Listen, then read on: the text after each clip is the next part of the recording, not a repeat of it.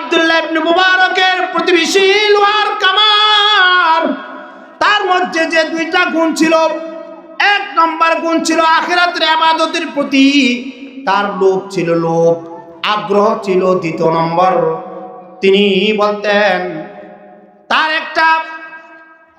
একটা গুণ ছিল। কি গুণ? তিনি ইবাদত করতেন, কাজ করতেন আর ইবাদত করতেন। তার হাতুড়ি যখন উঠাইতেন আর হাতুড়িকে উঠানোর সময় যখন মসজিদের মাইক থেকে ঘোষণা হতো আল্লাহু আকবারের ধ্বনি, আল্লাহু আকবার, আল্লাহু আকবার, যখন আজান হয়ে যাইত সাথে সাথে তিনি মসজিদের দিকে দৌড়াইয়া যাইতেন। আল্লাহর কাছে তিনি কান্নাকাটি করতেন, আল্লাহ, দুনিয়ার মানুষ আমাকে কামার বলে রাখে, আমাকে হাদ্দাদ বলে রাখে, আল্লাহ তুমি আমাকে তোমার ইবাদত করার কারণে আমাকে একবার গোলাম বইলা ডাকবা। আমাকে যদি একবার গোলাম বইলা না করে মাওলা, আমি যদি তোমার দরবারে গোলাম হইতে পারি তাহলে আমার জীবনের সার্থকতা হয়ে যাবে। আব্দুল্লাহ ইবনে মুবারকের প্রতিবেশী আল্লাহর কাছে দোয়া করতেন। এক নাম্বার গুণ ছিল আখিরাতের লোভ। দ্বিতীয় নাম্বার, তিনি যখন আল্লাহর শরণ আসতো, মসজিদের মাইক যখন আল্লাহর নাম স্মরণ হয়ে যাইত, আল্লাহু আকবার। আজকে দেখা যায় আল্লাহু আকবারের নাম শুনলে কিছু নাস্তিক মুরতাদের গা জ্বলে ওঠে। তাদেরকে আমরা সুস্পষ্ট ভাষায় বলে দিতে চাই, এই দেশে থাকতে হলে আল্লাহু আকবারের ধ্বনি দিয়ে ঘুম থেকে উঠতে হবে। এই দেশে থাকতে হলে আল্লাহু আকবারের নামের উপরে ঘুমাইতে হবে। ঠিক না বেঠে? আলহামদুলিল্লাহ, আল্লাহ পাক রব্বুল আলামিনের দরবারে অশেষ শুকরিয়া যে আল্লাহ সুবহানাহু ওয়া তাআলা আমাদেরকে দ্বীনি মাহফিলে আসার বসার তৌফিক দান করেছেন। উপস্থিত উলামায়ে কেরাম, মুহতারাম হাজিরিন, পর্দার আড়ালে অবস্থানরত সম্মানিত মা ও বোনেরা, সর্বপ্রথম ওই মহান আল্লাহ পাক রব্বুল আলামিনের দরবারে শুকরিয়া জ্ঞাপন করি যে আল্লাহ সুবহানাহু ওয়া তাআলা আমাদেরকে যে দ্বীনি মাহফিলে আসার বসার তৌফিক দান করেছেন। এজন্য সবাই বলে আলহামদুলিল্লাহ। সম্মানিত হাজিরিন, এই দ্বীনি মাহফিলগুলোতে আসলে, কোরআন হাদিসের বাণী শুনলে মুমিন বান্দার ঈমান বাড়ে, মানুষের মধ্যে তাকওয়া বাড়ে, মানুষের মধ্যে আল্লাহ তাআলার ভয়, রাসূলুল্লাহ সাল্লাল্লাহু আলাইহি ওয়াসাল্লামের সুন্নতের উপর আমল হওয়ার একটা মেজাজ তৈরি হয়। আমি আপনাদের সামনে সূরা আনফালের 2 নম্বর, 3 নম্বর, 4 নম্বর আয়াত তেলাওয়াত করেছি। আল্লাহ পাক রব্বুল আলামিন ওই তেলাওয়াতকৃত আয়াতের মধ্যে মুমিন বান্দাদের গুনাহগুলি সম্পর্কে আলোচনা করছেন। আজকে চতুর্দিকে দেখলে দেখা যায় মানুষ গুনাহে লিপ্ত, গুনাহের মধ্যে লিপ্ত। ঈমান এমন অবস্থায় চলে গেছে, মুমিন কি মুমিন না তাতে আমাদের কি হয়ে যায়, সন্দেহ হয়ে যায়। আমরা যে মুসলমানের সন্তান, এই কথাটা আমাদের যে দেহের মধ্যে প্রকাশ পায় না, আমাদের আচার আচরণ কথাবার্তার মধ্যে প্রকাশ পায় না। এজন্য মুমিন বান্দা কারা, খাঁটি ইমানদার কারা, কি কি গুণ থাকলে খাঁটি ইমানদার হওয়া যায়, আল্লাহ পাক রব্বুল আলামিন এই খাঁটি ইমানদারদের পরিচয় দান করেছেন। যার মধ্যে 5টি গুণ থাকবে, ওই ব্যক্তিটা হবে সত্যিকারের ইমানদার। আর যদি সত্যিকারের ইমানদার হইতে পারে তাহলে আল্লাহ পাক রব্বুল আলামিন তাকে 3টা পুরস্কার দান করবেন।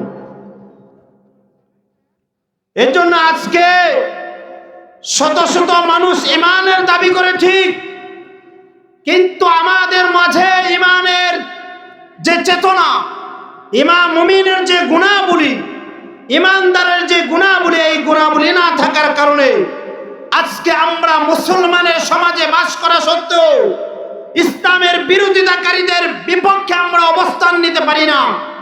যারা ইসলামের বিপক্ষে কথা বলে তাদের বিরুদ্ধে আমরা দাঁড়াইতে পারি না, প্রতিবাদ করতে পারি না।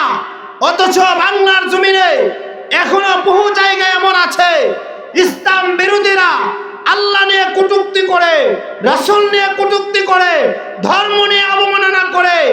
যদি আমাদের খাঁটি ঈমান থাকতো তাহলে প্রত্যেকটা মুসলমানের উপর কর্তব্য ছিল যারা ইসলামের বিপক্ষে কথা বলবে তাদের টুটি চিপে ধরা। ঠিক না বেঠি মুহতারাম হাজিরিন, এজন্য সর্বপ্রথম আমাদের কাজ হলো নিজেদের ঈমানগুলোকে খাঁটি করা।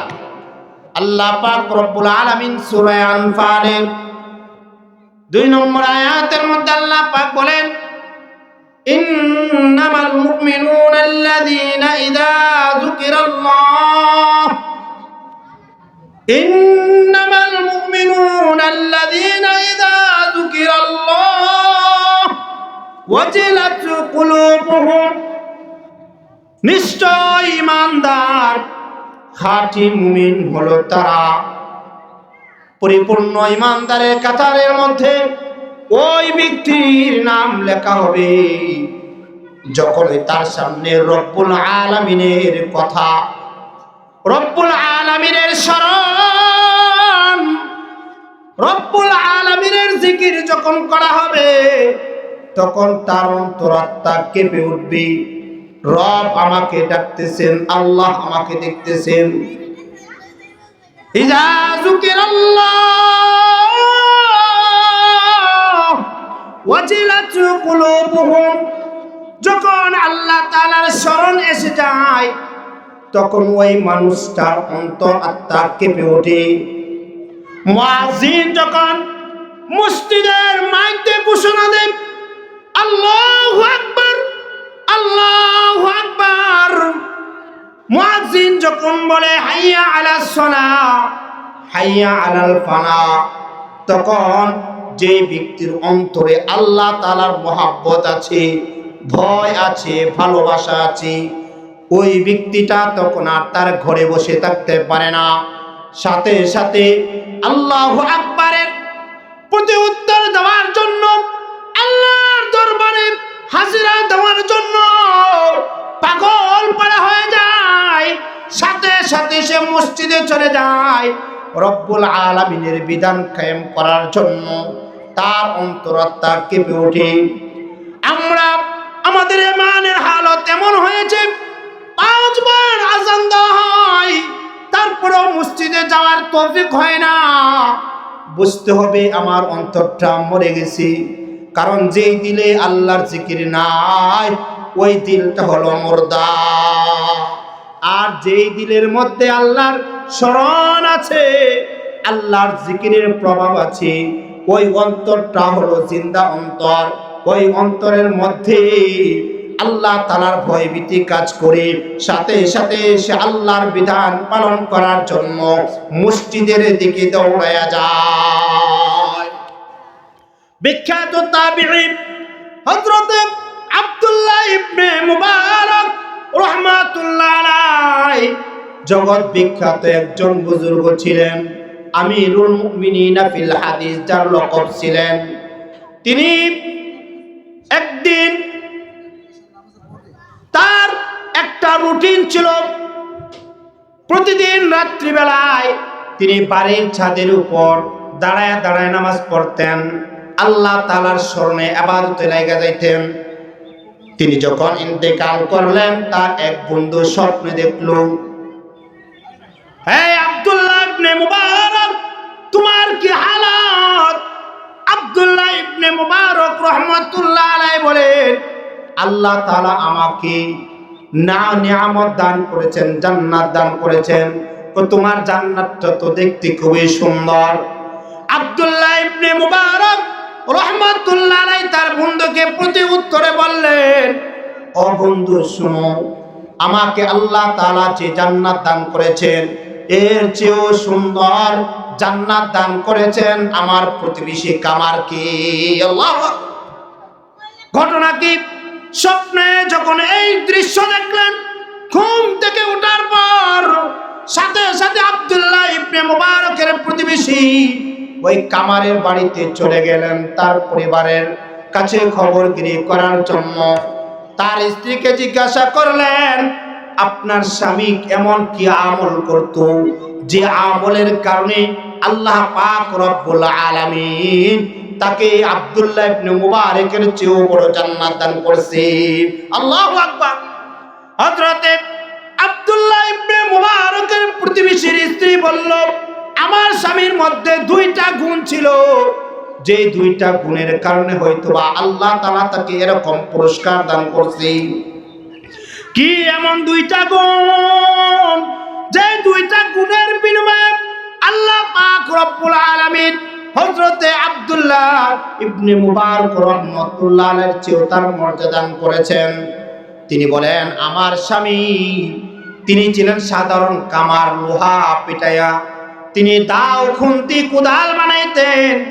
তিনি তা দিয়ে যা আয় হতো তা দিয়ে পরিবার চালাতেন।